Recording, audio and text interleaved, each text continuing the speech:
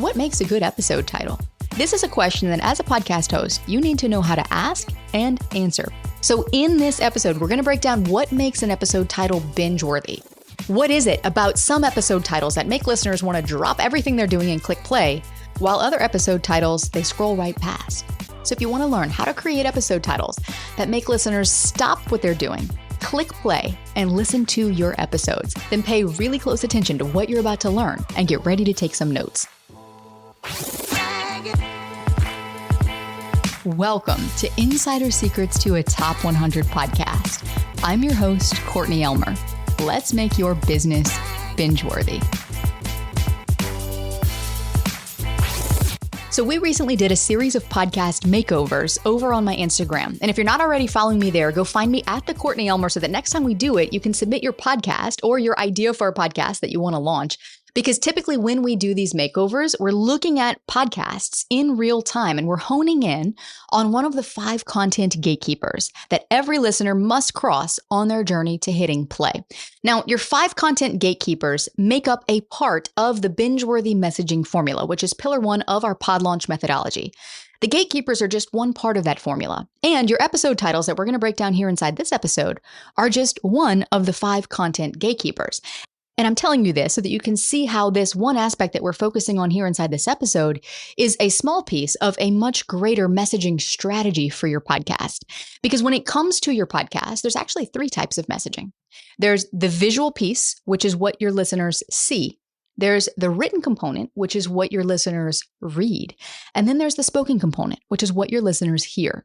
And the 5 content gatekeepers, these make up the visual and written messaging elements of your podcast, and they directly impact whether listeners hit play or not.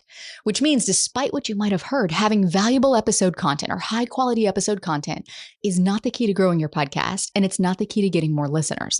Because you could have the most valuable episode content on the planet, but if you can't get listeners to click play, then you have no way to grow. So instead, as a podcast host, you have to know how to sell listeners who don't know you yet, who don't like you yet, who don't trust you yet, on why they should spend their time listening to your show in the first place over your competition. And all of this happens psychologically, it happens unconsciously, and it happens before they hit play. And so the way that we do this, the way that we psychologically reach out and grab someone's attention and say, hey, this is the podcast you need, is through the 5 content gatekeepers. I will link in the show notes some other episodes where we've dug into what these 5 content gatekeepers are, because when you nail these, you will be able to increase your downloads and your listens and plays from cold traffic. That's the secret to growing a podcast, is getting your show in front of cold traffic and converting that traffic to warm traffic. Contrary to popular belief, growing a podcast is not about posting on social media where your audience already knows you, already likes you, and already trusts you, or sharing every new episode to your email list where, again, your audience already knows, likes, and trusts you and knows that you have a podcast and probably listens to that podcast. If you miss the mark with these content gatekeepers, though, you're going to stay stuck inside of what I call less than 200 download per episode jail. Just kidding. Apple and Spotify don't really have a jail that they put you in, but sometimes it can feel that way. It can feel that way when you are doing everything that you know to do to grow your podcast and you're just not seeing the traction and the results. So when we think about these content gatekeepers and we think about the messaging for your podcast, what I want you to imagine is your podcast is a product. It is a product that makes a first impression on someone. Now, if you're in real life and you're at a conference, you're at a networking event, or you're at a backyard barbecue, you're going to walk up to someone or they're going to walk up to you and introduce themselves and you chit chat for a minute. And within 7 seconds, you have a sense, a gut sense, an intuitive sense of who that person is. It's called a first impression. We all know about first impressions. We make them all the time, every day. But online, do you know how quick a first impression gets made? 1/10 of a second. 1/10 of a second. If you thought 7 seconds was short, online, we have a split second to grab someone's attention. So what does this mean? This means that there are tons of strategies you could employ to grow a podcast, to grow your audience. But without the messaging of your podcast dialed in, most of that effort is going to go to waste because you're not going to be able to convince listeners to click play, much less keep them. They're going to walk in the front door. They might see your podcast and then they're going to walk out the back door. They'll scroll past or they'll maybe give your show a couple of minutes, but then they won't be back. And so all of these gatekeepers and the messaging of your podcast as a whole, your entire podcast messaging strategy works together to convince a listener unconsciously that they're in the right place, that this show is for them, that this show is worth their time over other shows that they could be listening to like yours. And guess what? It happens in an instant.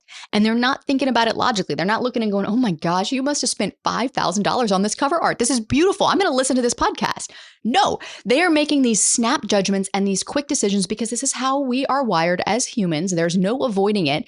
We all do it all day long, every day, based on our past beliefs and life experiences. And we make these snap judgments about whether something is for us or not. So this is why we have to so deeply understand the listener who we're speaking to. That's the first step to dialing in a podcast messaging strategy. Once you have that dialed in, then we can begin to align the different elements of the messaging of your podcast to speak to and be hyper relevant for that exact listener that you're looking to attract. Because think about when you, as a listener, are going to look for a new podcast to listen to. If you don't have a recommendation from a friend, but you're interested in a particular topic, you're probably going to do one of two things.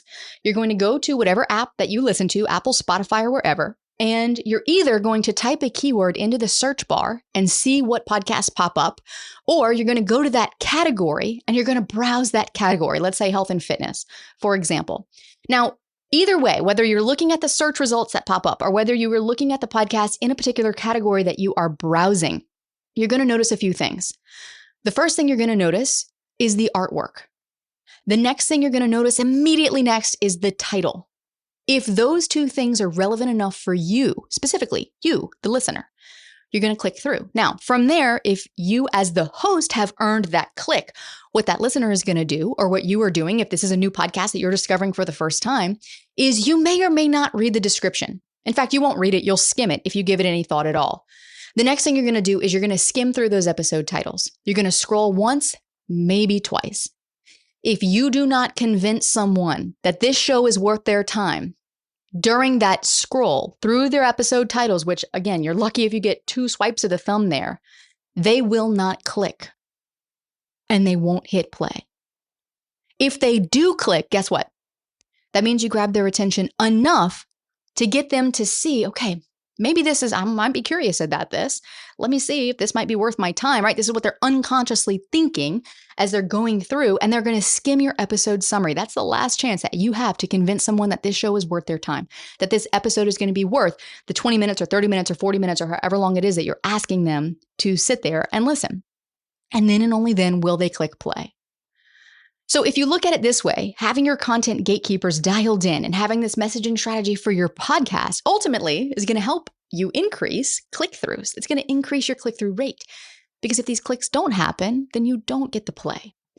And so the secret to getting more people to listen to your podcast is having unignorable episode titles that make people drop whatever they're doing and want to hit play. And so what happens is a lot of hosts, especially a lot of business owners who podcast, tend to make a lot of mistakes when it comes to their episode titles. Number one, the titles are way too vague. They're not specific enough. Another big one, this is a big problem in the industry right now, is that the titles are too clickbaity. Way too clickbaity. How often have you found a podcast episode that you're like, this looks pretty good. And you click through and you start listening and it's 20 minutes and then it's 30 minutes and the host still hasn't talked about what the episode was titled. And you're like, this is a waste of my time. You just wasted my time. I'm out. And guess what? They're never coming back. So instead, what you want to do, Bingeworthy episode titles are episode titles that speak to the problem or the pain that you're solving for a listener in that episode. Or at the very least, they are problem and pain aware. And before you push back on me and you're like, well, my podcast doesn't solve a problem. Every podcast solves a problem. And so we need to make sure that your episode titles are speaking to that problem, even if it's not a problem per se in the sense of, oh, you're overweight, or oh, your business is stuck under 6 figures, or oh, some of these big problems that we tend to assign to whatever your niche might be. It might be a small problem. It might be a nuanced problem. We're talking about a problem right here. I'm helping you create binge-worthy episode titles, but that also implies that right now you're listening to this episode probably because either you're not sure or maybe you know for sure that you're not getting the listens that you want on your podcast or that you could be, and maybe your episode titles have something to do with it. Because ultimately, there's a part of you that knows that this is an important component of a podcast and of a listener experience. So really, another way to say this is that you want your podcast titles to speak to the unmet desires that your episode helps your listener achieve. In this episode, we're talking about how to have binge-worthy episode titles. That's an unmet desire.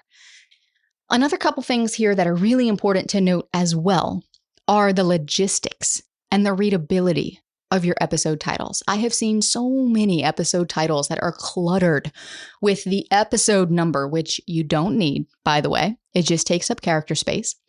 Episode titles that are too long and get cut off on certain players, so your listener can't even fully process what you're trying to tell them. Episode titles that include terrible formatting, like the kind that GPT spits out, where it's like a couple of words and then a colon and then like a long sentence after that. That is so difficult for a brain to process.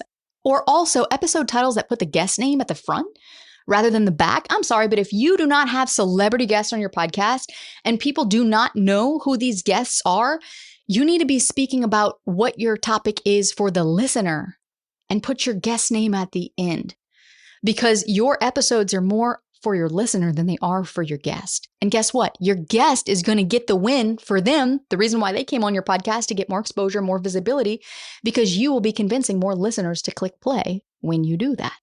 So there's a bit of an art and a science to crafting effective episode titles. There's the psychology piece of it, and there's the technicality piece of it. And this is one of the reasons why tools like ChatGPT or other podcasting AI does a poor job when it comes to titles, unless you know specifically how to train the AI to give you what you want. Because if you're just typing in a topic and say, hey, I've got an episode coming up on XYZ topic, give me some episode title suggestions, you are putting the same or similar inputs into a tool that is drawing from the sum total of all human wisdom to give you the same or similar outputs that it's giving other people who are asking it the same questions. So at the end of the day, how does that help you stand out as a thought leader?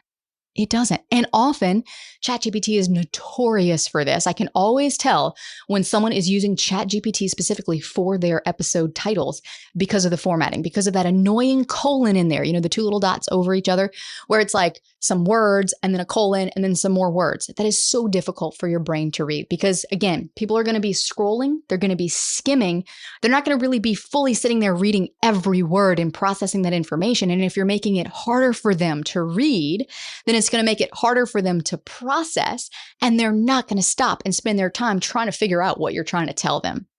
And so you want to make it as easy as possible on your listeners to understand exactly the value that they're going to get out of that episode. And of course, being vague. This is a big problem because unless you know how to make something specific and know how to teach ChatGPT or other podcasting AI to make something specific, GPT is not going to give you something specific. It might give you something, but it won't be specific, and therefore it won't be hyper relevant to the listener that you're looking to attract. The other thing too is keywords. I mean, sure, you can tell ChatGPT to optimize for keywords, but do you know if those are the right keywords to optimize for? You won't unless you know how to do a real SEO keyword research, which is a manual process, unless you know how to perform SEO keyword research for podcasts, and you've done the research for your show specifically, and you can actually give GPT or the other podcasting AI the exact keyword that you want to optimize for. It'll spit something out and tell you it's optimized, but it won't actually be. So here's the takeaway. Binge-worthy episode titles are titles that are specific and therefore hyper-relevant for your listener. They are problem-focused or at least problem-aware, and they speak to the promise of the episode, the unmet desire that you are helping someone achieve inside that episode. And here's the kicker. Your episode must deliver on what you promise in the episode title. It must deliver, otherwise you're going to lose the trust and those listeners won't be back. So here's the thing. I'm going to give you a few examples. And by the way, I have an episode title cheat sheet. We literally call it the Bingeworthy episode title cheat sheet.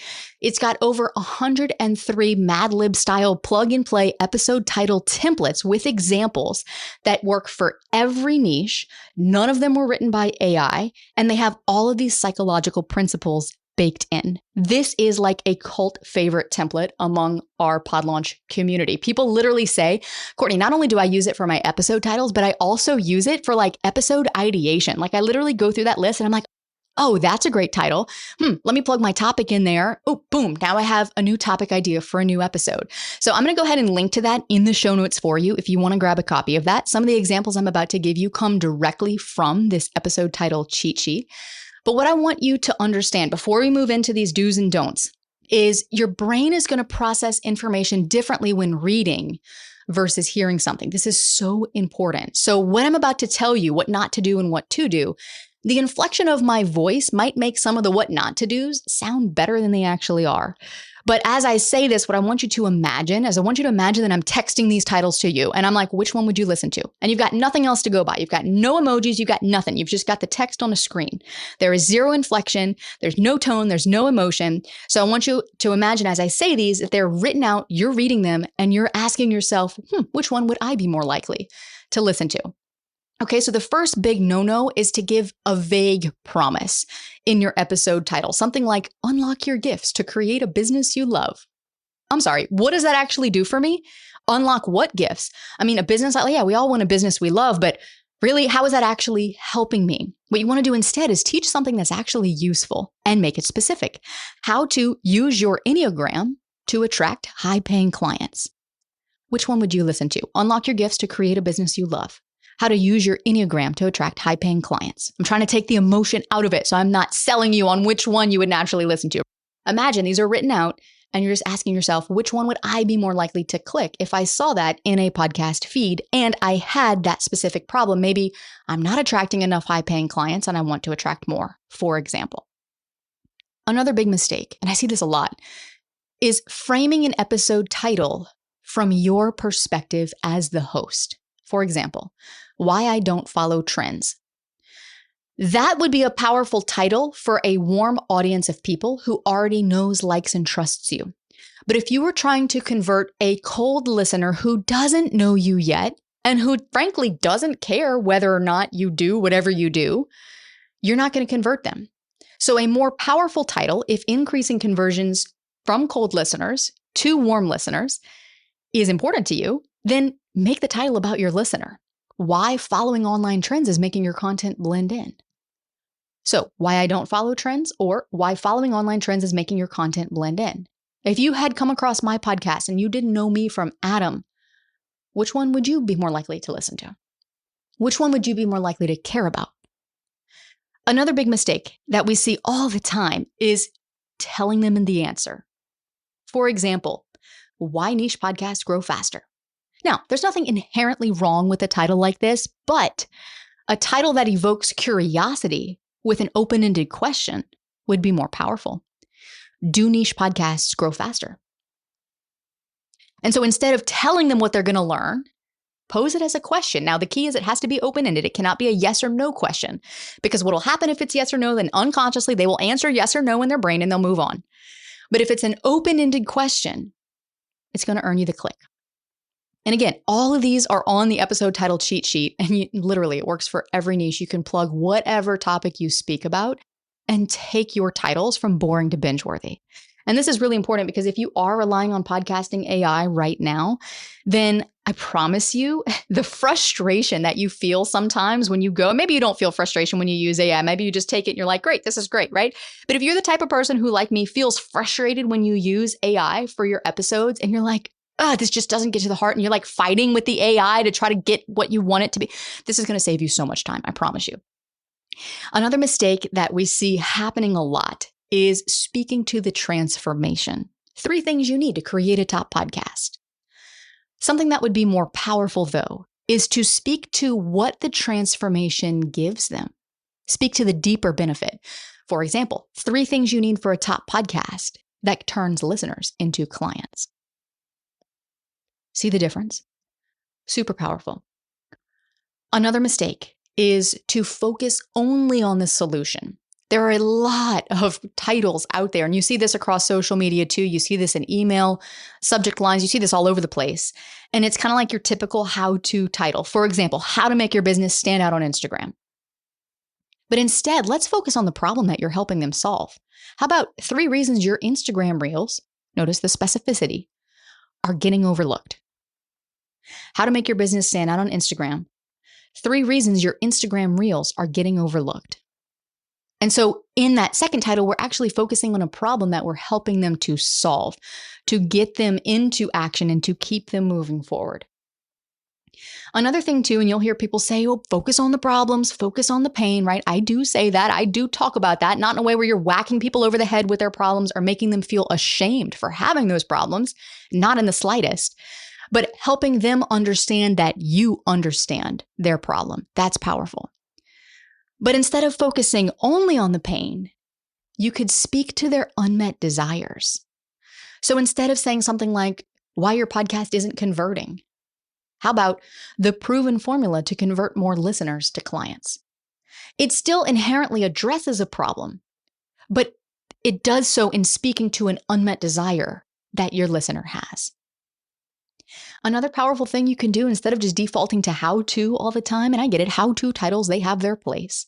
It's a psychologically powerful click-through type of thing, how to do something. But guess what's more powerful? Turning something into a list. So instead of how to get your podcast on the top charts, 5 ways to get your podcast on the top charts. So again, these are some examples, and I know I did the best that I could to not put inflection in my voice as I was speaking these. But again, hopefully you can see why these simple but subtle but powerful specific shifts can make all the difference. And so the last thing that I'll say here is that when it comes to titling your episodes, get straight to the point. Don't waste someone's time. If your episode title is hard to read or vague or unclear or doesn't solve a real problem that your listener has or doesn't solve a specific enough problem that your listener has, then your listener is looking and your titles literally are wasting their time as they're scrolling through. So unconsciously, they're deciding that episode isn't worth my time. This show isn't worth my time. But framing your episode titles in a way that makes them drop everything that they're doing to want to hit play actually makes them perceive your episodes as more important than anything else they're doing. And this is very, very key to moving people to action. And again, your episode titles are just one line of an entire podcast messaging strategy, but they can be the difference between a listener hitting play or scrolling past. And so some of you listening right now, you might feel overwhelmed. You're like, oh my gosh, okay, I get it. But how on earth do I do this? Go get the episode title cheat sheet. It is in the show notes. It's got all the psychological principles baked in so that you don't have to think about it. Just use the frameworks that I give you and plug in your niche topics and go. There are others listening who might be thinking, oh man, I need to go back and change all my old episode titles. No, you don't. Remember, this is Gatekeeper number 4. So the first step isn't to go back and change all your old episode titles. Going back to do that might feel like progress, but the real progress is in learning how to consistently create compelling episode titles moving forward. My job here is never to create more work for you. It's to make sure that the work that you're already doing has the biggest impact. So use the cheat sheet to improve your episode titles and get better at mastering the craft of writing binge-worthy episode titles. Or maybe you're like, oh man, I wish you could really just do this for me. Can you help me optimize the messaging of my whole podcast? Absolutely. We would love to help. If you're an established coach or consultant who is ready to launch your podcast, or you're ready to scale your podcast and you want a proven strategy to follow, a blueprint to help you create a binge-worthy podcast that turns your listeners into paying clients, go to the show notes. You'll see a link there to book a call with my team, and let's find out if you're a fit for pod launch. And if this episode was helpful and you want more content like this, then scroll down, write a positive review. Please, if you have a negative review, take it elsewhere. Go listen to another show. Don't leave that review here. We don't want that bad juju around here. But if it's positive and if you're getting value from the show, I would love it if you would tap the 5 stars on Spotify or on Apple and bonus points when you actually write a written review here on the show. And then stick around because in the next episode, we're going to be talking about whether or not you should script your episodes. This is a topic that has been hotly debated through the years, but I'm going to show you the pros and cons of scripting versus outlining to help you decide which method is best for you based on your specific goals for your show. That's all coming up next to help you make your business binge-worthy.